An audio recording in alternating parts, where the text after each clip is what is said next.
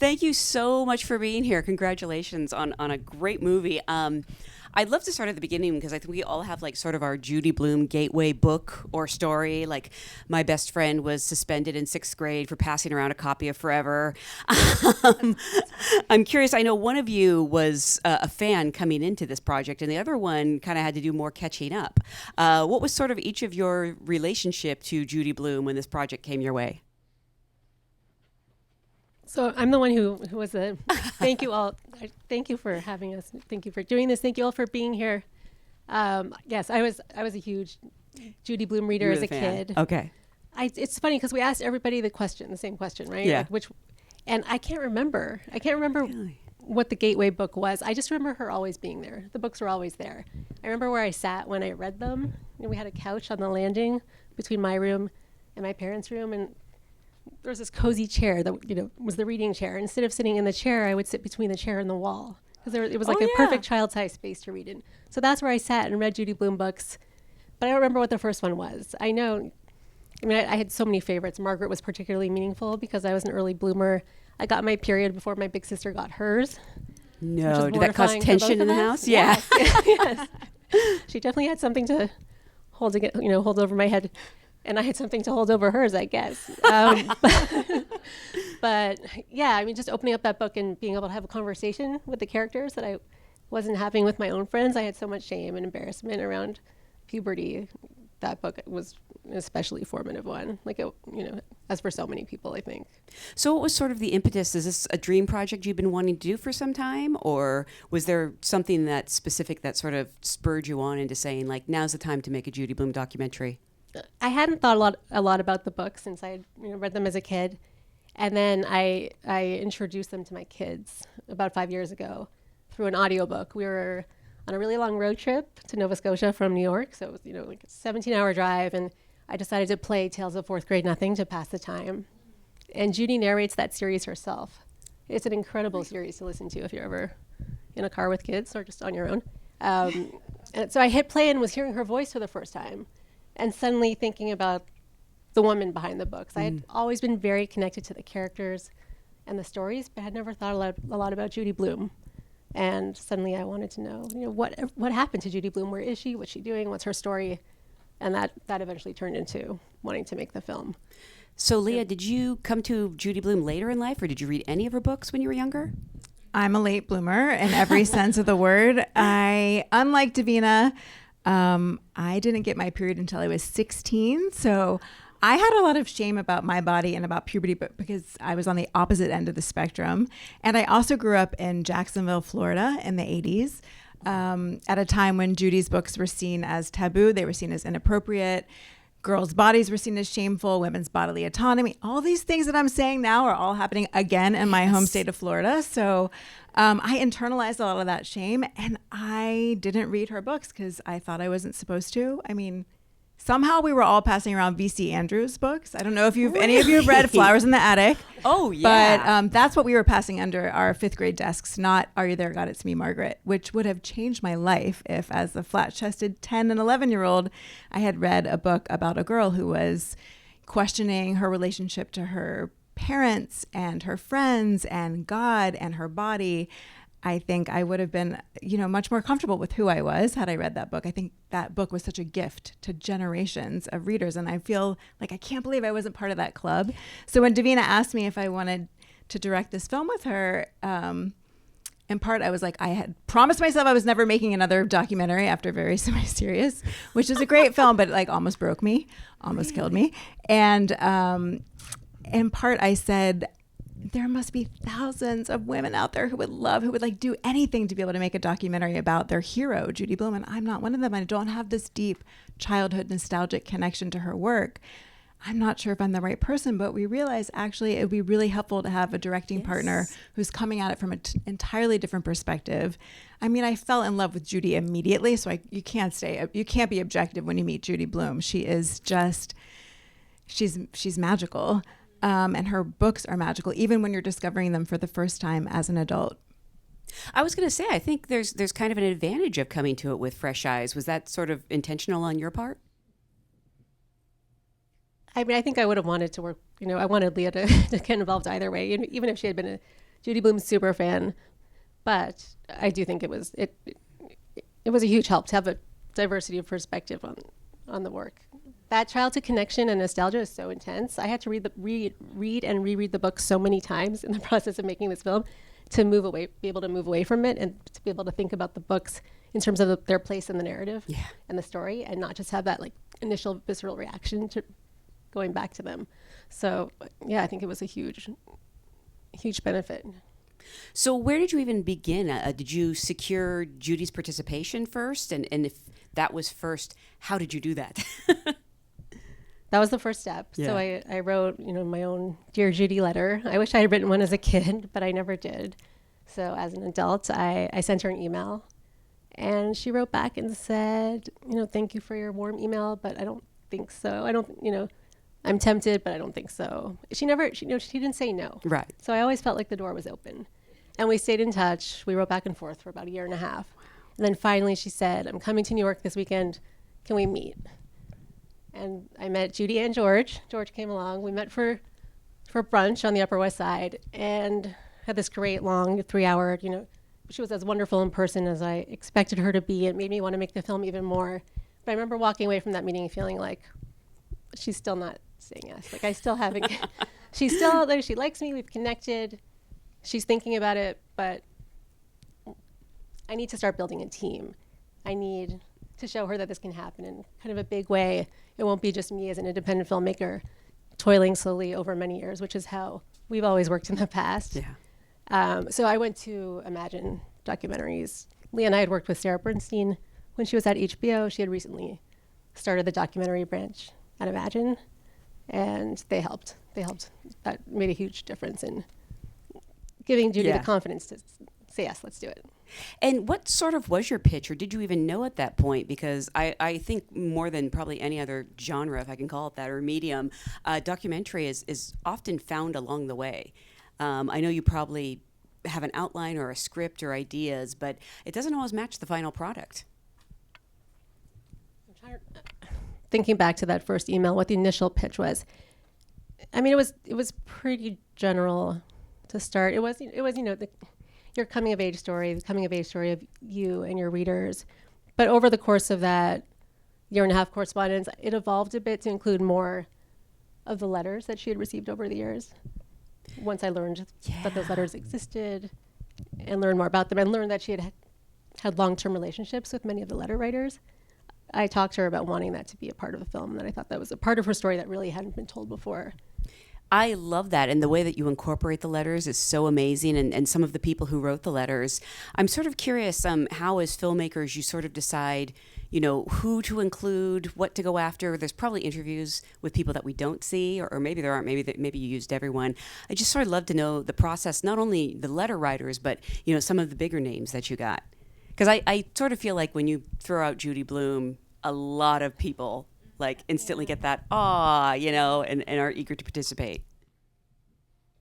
I think from the beginning, we knew we wanted to have sort of a chorus of voices that we would consider, everyone we would consider to be a reader. So we knew we wanted celebrities, content creators, women who had put female protagonists on the screen, who had sort of pushed the boundaries of what we had seen before on TV in terms of women's sexuality and women's bodies, masturbation, periods, like blood on screen. So Pen 15, girls, and we did go after the women from Broad City, but we weren't able to get them. I'm thinking of all the shows we had watched that we thought we've got to find those creators and talk to them, because we know they definitely read Judy Blume as kids, and they all felt like they couldn't have made the work they were making now if Judy Blume hadn't written what she had written in the 70s. And we also wanted to talk to authors whose work was being banned today. We never could have predicted that we would be in the moment we are now, when censorship and book banning is such a huge part of the political discourse and really has become so politicized. But we had been following the banned books list, and we did know that authors like Alex Gino and Jacqueline Woodson and Jason Reynolds that were on our dream list of people to talk to, because they are the ones writing for young people today and whose work is being banned. And we wanted to talk to contemporary middle schoolers who are reading Judy's work and see, does the work still resonate? I mean, we have our own kids who are that age, but we wanted to talk to kids who are reading her as part of their English class in 6th grade and see how the books did resonate and what parts of it didn't feel quite right, felt dated. And then the letter writers. We knew that Judy had given her archive to Yale and that there were thousands and thousands of letters in hundreds of boxes at Yale. And we knew that she had corresponded with some of these letter writers for decades.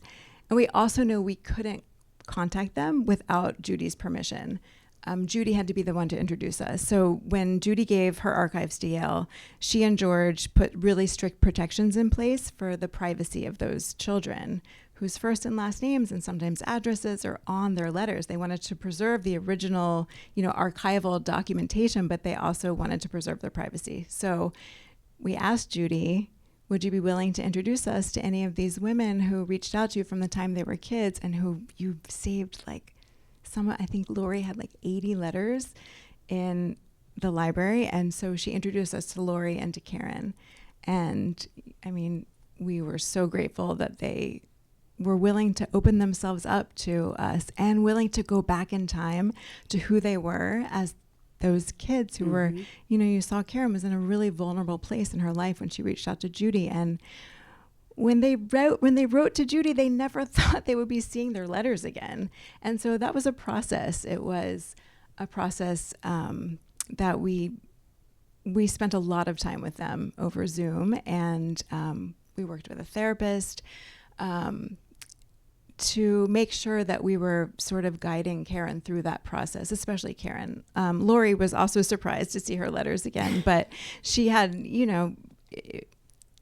her experience with Judy was so different than what Karen had been through. Yeah. And so we wanted it to feel like it was part of her a healing process for her. And that's really in the end what she felt like.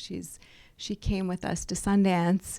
She came with us to every screening at Sundance. She had her own screening in Austin where she lives and back in Wisconsin where she grew up. And she invited family and friends and colleagues. And she's, I think, really proud of the fact that she finally had a space to tell her story and speak her truth. And that was such a sort of unexpected and really meaningful part of the process for us as filmmakers, was watching that journey unfold. That's so amazing. And there's so much in the film that is just absolutely remarkable to watch. And was there anything that you couldn't include because, it just didn't fit with the narrative or time-wise, or sometimes things just don't flow, that you kind of wish, you'd like to give a shout out to now? Our very first shoot. So Judy said yes to doing the film in February 2020. Oh. Yeah. A lot of filmmakers know what that's like. Yes. So we ended up having a very long development period, and then our first shoot was April 2021, once everyone was vaccinated. Judy was going to visit the set of Are You There, God, It's Me, Margaret for the first time. And so we went to Charlotte, North Carolina to film her stepping onto the set and to interview her about what it felt like to, after holding on to this book for 50 years, to finally be letting go of it, and what her anticipation and feelings were about seeing this character come to life on screen for the first time. And when she walked onto the set, everyone stopped what they were doing. They were mid-scene. She got a standing ovation. It was such a rock star welcome. And Leah and I both started crying, had goosebumps up and down our bodies. It was such an incredible moment. And I remember thinking, this is definitely the end of the film. Yeah. And it's not the end of the film, as you saw, but it was one of those, that was a hard one to let go of, but it didn't, we had so many endings. It was contributing to a feeling of multiple endings that the film couldn't have.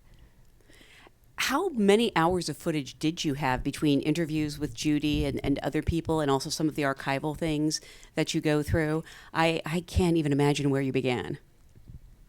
Do you know how many hours we had?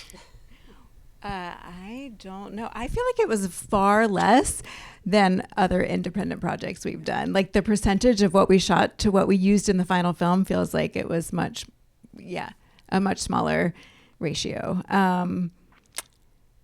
I don't know. I mean, we did sort through so much archival footage. Judy and George, before we could even get into the Yale Library, Judy and George sent us a drive with all of Judy's media appearances over the years and all of the speeches she's given over the years.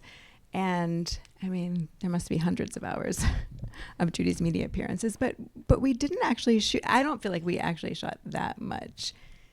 It was a lot of interview. I'm trying to think of how many hours of Judy sit down. Yeah. It was about 5 days. Wow. And who's doing the interview? Is it one of you, both of you? Do you trade off? We traded off. We started one day, then the next day, and then we decided we would do like half a day, the morning and then the afternoon. I don't know how Judy did it for the entire day, but we would have a break in the midday, and one of us would take the morning, one would take the afternoon. And then with the readers that we interviewed in front of the wallpaper, with all those fun props, I think, packed in sometimes 4 in a day. Typically we did 2 or 3, and we would always just alternate. It's hard to switch gears and interview someone for, an hour and a half. Some of them, I mean, we devoted an entire day to Lori and an entire day to Karen, but everyone else was just, an hour and a half or so. I get the feeling that, having seen this movie and just from what I've heard, Judy is a very outgoing, open person. But when you're speaking to her, you're getting her to really open up on camera. And I think you should take some credit for that, because there's a difference about people being open in person and being open when there's a giant camera staring at them. How do you sort of go about putting your subjects at ease? I mean, well, we had Davina built that relationship with Judy over 1.5 years before Judy even said yes. And then we had, really, because of the long development period, we were emailing her, we were on the phone with her, we were over Zoom. We did meet her in the park one time with masks on. But I think we come at it from a perspective of listening. And I know that can be frustrating for a crew and for producers, because we do let people tell their story, because I think it's really important for people to feel heard when you're interviewing them, not just pepper them with questions. So I think we let her. She talked a lot about her childhood. She talked a lot about her grandmothers and her brother and her dad and her mom. And we knew we weren't always going to use it in the film, but it felt like really important to Judy to be able to share all those stories with us. And then we of course, we were asking her questions and guiding her. But I think the listening, and I think making it feel like it was a conversation. We always try to do in an interview. So if she was, starts going in one direction, we'll gently guide her, but also respond to where she's going. And I think, but she is just so open and honest. There's like really nothing that's off limits. I mean, you probably knew going into this you weren't going to like uncover any deep dark secrets, because she's told us everything, hasn't she? Either in fiction or in interviews. You did mention the crew, and I'd love to talk about, sort of the behind the scenes of making the film, because I believe you had a largely female-centric filmmaking team, and also, all different kinds of ages. What did all those different generations, genders, types of people, how did those perspectives within the production sort of help guide the process? I feel like we were in constant conversation with our team about coming of age and adolescence, and we knew everyone's first period story. We knew it was a very close knit group, and we had a sound recordist who I want to say is in her 70s, and who didn't have a connection, knew the name and sort of knew the cultural context, but hadn't read the books. And then we had a very young PA, a guy who also hadn't read the books, but who brought this incredible energy and was so excited to be learning about the books for the first time. So I mean, it's I want to say it felt like family, but it's so cliche, but it did. And I think that's one of the things we love about making documentaries and making films, the collaboration. That's why we have 2 directors. Obviously, we're people who like collaborating. For each of you, what ended up being, I guess, the most challenging moment? It could be, a moment in an interview. It could be a filmmaking thing. It could be finding the right piece of footage. I'm just sort of curious, I love to hear, your biggest challenge and how you overcame it. I think one of the hardest moments was actually letting one of the books go, which was Iggy's House. We reference it in the beginning of the film. It was the first chapter book that Judy sold, that Dick Jackson edited and that Bradbury Press published. And it was really the book that launched her career. And it's a book that Judy told us, I felt so naive writing that book. I would rewrite it completely differently today. It's just, she didn't seem super proud of it. But when we interviewed Jason Reynolds, he spent almost the entire interview talking about what a masterpiece Iggy's House is. And Iggy's House is the story of a racist cul-de-sac in New Jersey in the 60s, and a black family moves into an all-white street. And it's told from the perspective of this little girl, this little white girl, and how she's very naively trying to make friends with the black kids that move into her street and trying to teach all the adults around her that they should be accepting of this new family. And I think what Jason felt was that this is a book that just illustrates so beautifully and in such perfect language, like how complicated it is for us to talk about race, how we can't talk about race. And that book was written in 1969. And still today, and he says in the film, we still can't talk about race, which is why now his books are taken off the shelves of libraries and schools across the country because of how much fear parents have about, their kids learning about the truth of our, complicated history in this country, or complicated racist history in this country. And so I think Davina and I both really wanted to find a way to work that book into the beginning of the film and then bring it back in the end of the film when we get to the contemporary censorship section. And we couldn't figure out a way to do it. We needed to get to, for the narrative, we needed her to write Margaret sooner. We needed that to come earlier in the film, and then the letters to come earlier. And so we really condensed that and never found a way. So I think that was probably the biggest challenge, was letting that go and knowing that there's a really important piece of work that Judy made that people don't talk about still. It's just a book that people don't talk about as much because it's not about puberty. It's not about sex. There are no orgasms in the book, but it's really important. And to have someone like Jason Reynolds talk about how important it is, I think would have been really, really helpful for the dialogue, and we couldn't use it. So that was my first Judy Blume book that I read. Yeah, that was my gateway book. I remember. Yeah. And who introduced you to Iggy's House? Did you find it, or did someone give it to you? I think it was just in the library, or it was sort of like I was really into the Ramona Cleary books, and someone was like, "Oh, if you like her." It was like that old-timey version of Netflix's, if you enjoyed this, you'll like this. Right. People were like, oh, if you like Ramona Quimby, Beverly Clearly, if you like those, you'll love Judy Blume. Like, you graduated to the next step. It was like, the algorithm. Yes. I do want to take some questions from the audience. If you have one, just raise your hand. Sorry, I can't see great because of the light, but I think I see a hand right there. Go ahead. I might be seeing things. I'm sorry. Just shout it out if you have it. I'll ask a question. Thank you. Yeah, great job, you guys. I have not read a Judy Blume book, and now I want to go to the library. There better be some there. But my question is, Judy was interviewed so much over the years, and I was curious how you were able to get something different out of this interview than in the past. Good question. How you were able to get something different out of someone who's been interviewed so many times.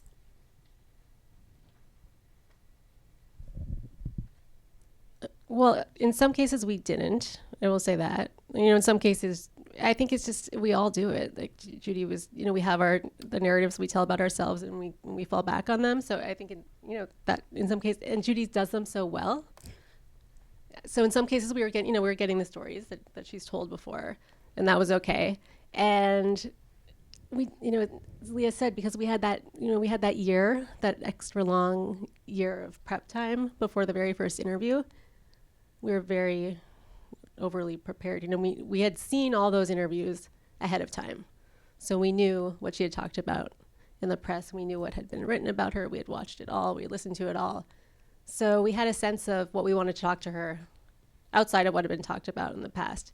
And we made sure to cover those areas. And to, sometimes we heard something we hadn't heard before, but or sometimes we heard stories told in a new way. And like Leah said, Judy was wanting to talk a lot about her childhood and things like that we had never heard before. And sometimes that would take her to a place that actually, made it into the film, that was relevant somehow to the story we were telling, even though we didn't know it was coming. So, it wasn't 100% like all new revelatory we were asking her a lot of questions that had been asked of her before, but we tried to just be open to, listen well, be responsive, be conversational, and hope the conversation goes someplace new. Yeah, I definitely learned a lot of new things. I think we have one more right there. Maybe I have my dates wrong, but so recently we're having these book bans. When you were making the film, you didn't know that was coming down the pike, correct?